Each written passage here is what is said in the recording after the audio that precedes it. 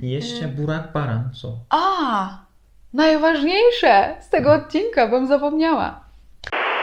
Merhaba, tutaj Magda z kanału Kawa po turecku I ja. i Nuri, oczywiście.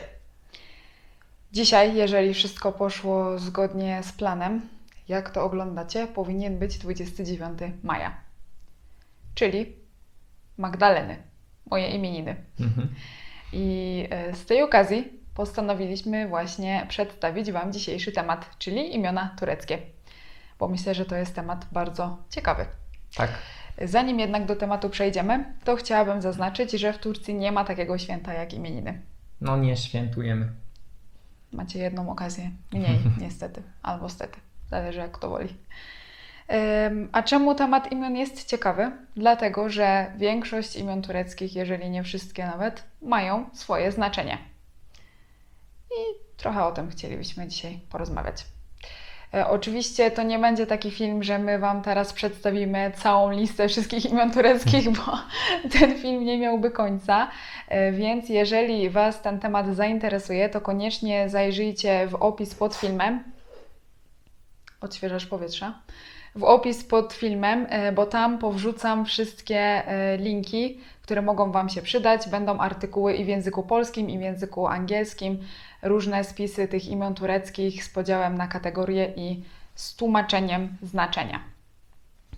A my tylko tak podamy Wam dzisiaj kilka przykładów. Podzieliliśmy te imiona na kilka różnych kategorii i większość z tych kategorii wiąże się tak naprawdę z wierzeniami ludów tureckich przed islamem, czyli z mitologią albo z szamanizmem. Dlatego dużo imion tureckich jest związanych z przyrodą, ze zjawiskami atmosferycznymi, z księżycem, niebem, z roślinami, z żywiołami. No i właśnie od takich kategorii zaczniemy. Pierwszą kategorią, jaką sobie tu napisałam, jest, nie ta strona, tu, księżyc, słońce, niebo. Taka kategoria. No i podzieliliśmy to sobie oczywiście na imiona męskie i żeńskie.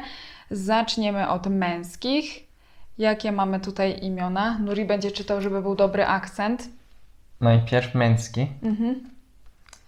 Na przykład Gökhan. I to znaczy coś jakby władca nieba. Następne. Güneş. Słońce. Tak. Bulut.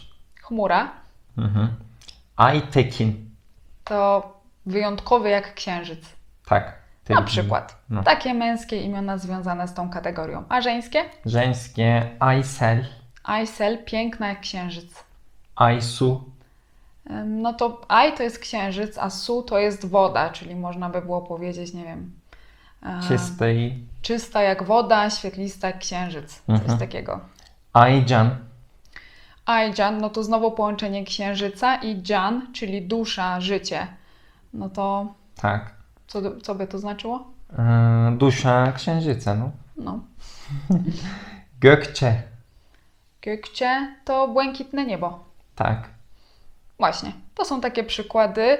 Jest ich oczywiście dużo więcej, ale są jeszcze takie imiona związane z niebem, ale wiecie, w takim sensie nie, że niebo jako to, co Nad tutaj nami. widzimy nad nami, tylko z rajem związane. I jest właśnie imię Cennet I melek. i Melek. Cennet to raj, melek to jest anioł. I to są oba żeńskie imiona? Tak. Tak. Cennet, raj, Melek, Melek, anioł. anioł. Dobrze, mamy następną kategorię, zjawiska atmosferyczne. Znowu najpierw męskie imiona. Męskie na przykład rózgar, To jest wiatr, tajfun. tajfun, Potem żeńskie mamy. Yağmur deszcz, i żale. żale, szron. Tak, na przykład. Oczywiście jest tego więcej, my Wam tylko po kilka podajemy oczywiście. Następna kategoria, jaką zapisaliśmy, to żywioły. Męskie, Żywioły. Męskie ateş, ogień, toprak. ziemia, żeńskie, Żeńskie su. su, woda. No. I oczywiście są też różne później połączenia wody z jakimiś innymi słowami i wtedy dużo tych żeńskich właśnie imion związanych z wodą wychodzi. Ayşe su, Elif su. No Takie. właśnie. Następne mamy kwiaty. I kwiaty to oczywiście są imiona żeńskie, ale jest ich sporo, kilka przykładów chcieliśmy podać. Najczęściej to są imiona związane z różą. Róża jest po turecku. Gül. No i znowu różne modyfikacje tego słowa, połączenia z innymi słowami, albo też inne kwiaty. Jakie tu wypisaliśmy? Na przykład gül mówiliśmy już. Lale. Tulipan, Tulipan. Papatya. rumianek, Melisa. melisa, No. Çiçek. kwiatek, To trochę brzmi. Çiçek. Nergis. nergis to jest żonkil, Tak. Bukiet bukiet, mamy. Yasemin. jaśmin Tak. i masa jeszcze innych. No. Tylko przykłady oczywiście. Dalej mamy imiona od zwierząt. Męskie najpierw zaczniemy. Aslan. To jest lew, Şahin. szachin, jastrząb. Jastrząb. Tak. Żeńskie. Żeńskie. Asena. Asena to jest wilczyca. No to jest ładne imię. Leyla. Sorki. Ceylan. Ceylan. Ceylan to jest co? Gazela. Gazela. I znowu oczywiście jest masa też innych. My tylko takie przykłady znaleźliśmy. Inna strona teraz. Inna strona, następna kategoria. Miesiące. Są też ciekawe. tak, imiona od nazw miesięcy. Męskie na przykład. Temmuz. Temmuz to jest lipiec. Lipiec. Tak. Żeńskie. Żeńskie. Eylül bardzo często. Wrzesień. I Nisan. Kwiecień. Tak. Mamy też kategorię miłość. Jest sporo imion związanych z miłością i to są w większości żeńskie imiona. Co tam mamy zapisane? Sevda. Miłość, Sevgi. zakochanie, No to ładne imię. Duygu. uczucie, Dilan. Dilan, co to było? O, O wielkim sercu. tak. I jeszcze mamy też taką kategorię cechy charakteru. Mhm. I tutaj mamy jakie męskie na przykład. Alper. Alper to jest odważny. Mhm. Cesur. Dziesur też odważny. Caner. Janer przyjazny, przyjacielski. Tak. Teraz żeńskie. Żeńskie, Bilge. mądra. Tak. Shirin. Shirin taka wesoła, radosna. No. I Shirin to smerfy, nie? Shirin lecz. Tak. Shirinler mówimy smerfy Smerfy. właśnie. No.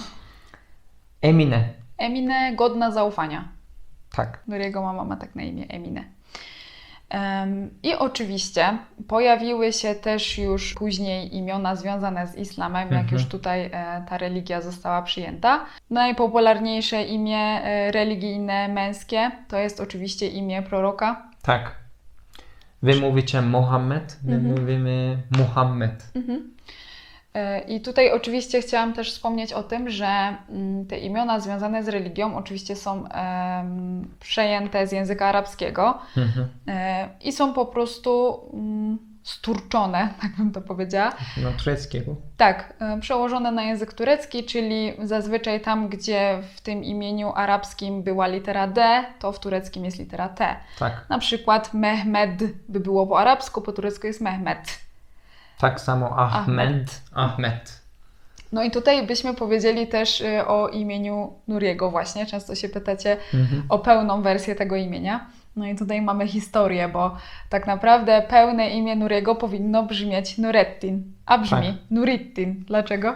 No mój dziadek miał na imię Nurettin, ale powinno być Nurettin.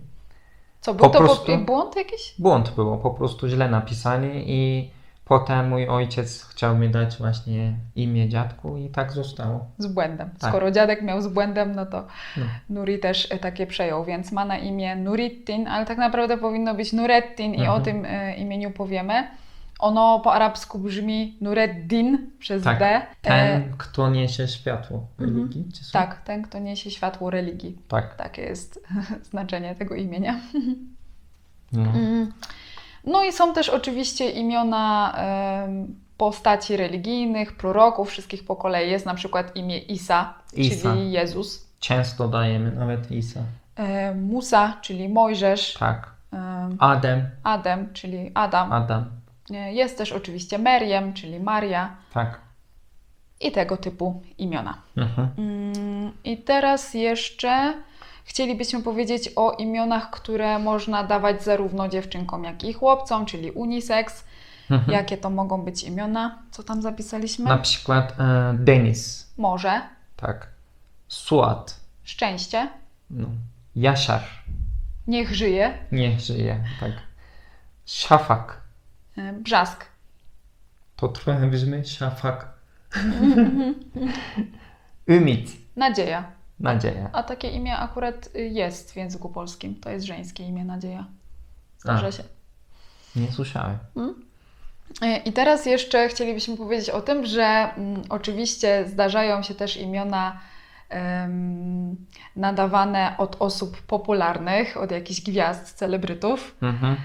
Jeżeli, nie wiem, od jakichś znanych, sławnych piłkarzy, nawet jeżeli to są zagraniczni piłkarze, od jakichś postaci z filmów, z seriali, od piosenkarzy, to oczywiście też się pojawia. Z tym, że jest takie prawo w Turcji, że imię, które jest wpisywane tutaj w urzędzie, nie może zawierać liter, których nie ma w alfabecie tureckim. Tak. Nie może zawierać nietureckich liter, czyli na przykład W nie może zawierać.